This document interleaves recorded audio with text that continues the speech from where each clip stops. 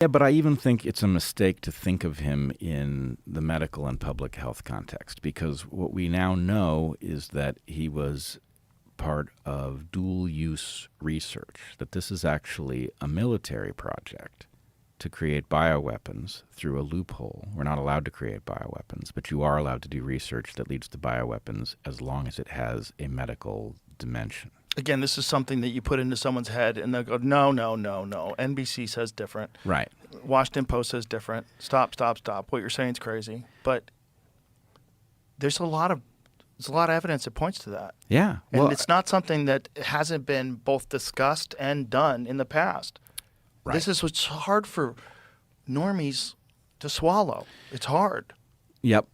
And not only that, but because it is inherently not visible to the public, we have sort of the public health justification for work. Why were they enhancing viruses in a lab, Joe? Right. Oh, they were doing it because they wanted to know what a virus would look like, so that we would be aware of how to fend it off if it ever leapt out of nature. That's a garbage story. Also, you guys did a really shitty job of figuring out to the point where you can make a cure because you had no idea. You had no fucking idea. No advantage came from that work at all, despite the fact that they were studying exactly the right viruses. There's something just not right. Especially if you were going to you wanted to use something as a bioweapon, wouldn't you take a virus and make it more contagious?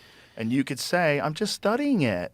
Like, you're making something that's going to kill us all? Are you real? Well, this is one of these frustrating places where I think it's perfectly obvious, and should be to anybody who is trained in any related discipline, that the story does not make sense. That the chances that you are going to enhance a virus's infectivity and that it is going to get out and become endemic to humans far exceeds the chances that you are going to learn something by increasing its ability to infect human tissue that allows you to fend off some natural virus that emerges.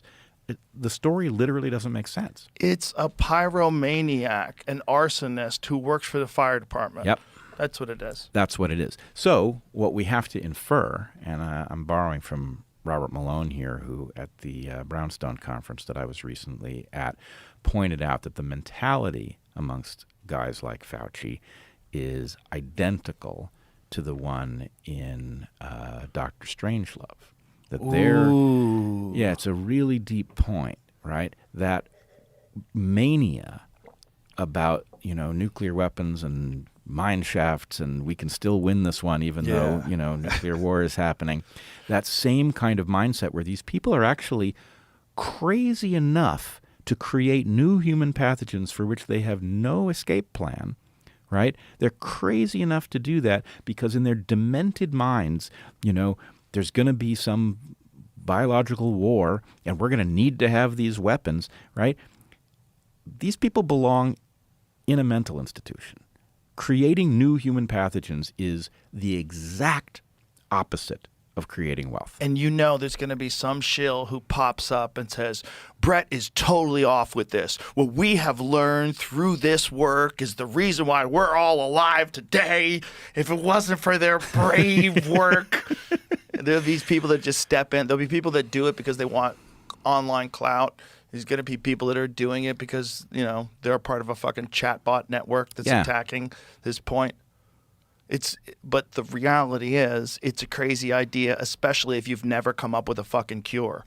You've been studying these respiratory viruses for how long? How much money have you spent? And you got no cure? You don't even have a clue? You're doing a terrible job. Not even a terrible job. But if you were doing what you said you were doing, you're doing a terrible job. But it makes way more sense that what you're doing is trying to make a terrible virus. So you could have it. It's almost like, I don't know, the analogy is a loose one, but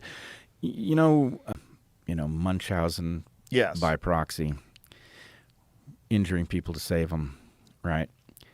The idea that the pandemic came from the same guy who then stepped in to play the hero is a little alarming. It is a little alarming, especially because that wasn't initially known. Right. Yeah. No, here's a hero. You've got, Trump saying all kinds of crazy stuff, and at least we have a sober scientist there to keep him in line. And he was a soldier of the left. Like, they were like, yes, he's our guy. If you trust, we trust in Fauci and we trust in science. It was crazy to watch. Like, hey guys, these are the same people we were all complaining about 6 months ago. Like, Yeah.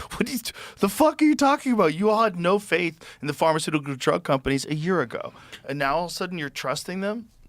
Yeah, it's absolutely wild. Wild.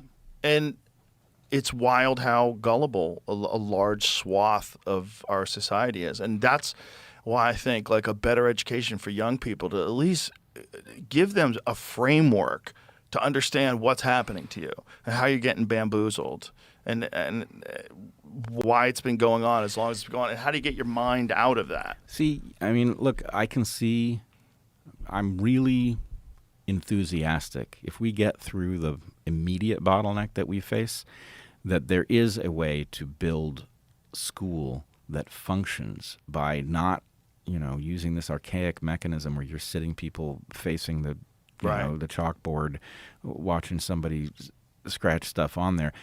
School should be built out of exercises and experiences that teach these things through living them, right? That reinforce those patterns, not as abstractions on the board, but as experiences. You could teach all sorts of things this way, and then the person has it built in some deep way rather than in some quadrant of their abstract thought library.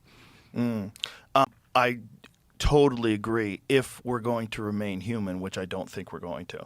So if we're not going to remain human, and I'm not just saying like you and I are probably going to remain human, but I mean as a species. Yeah. If we're not going to remain human, it will be quaint to look back on the days, just like we look back on people that take a fucking horse across the country. That's how we're going to look at, you had to acquire data from like a constant study and repetition. That's how you got your skills. When it's going to be like Neo in the Matrix. So they put that chip in his head and he goes, I know jujitsu. Remember that? Right, yeah, I do. That's what it's going to be like. Well, it's going to be like that. Like the idea of acquiring knowledge and skills by hard work and labor is going to be like before people figured out doors. It's like, this is a dumb way to do things. Like, we have a way more effective way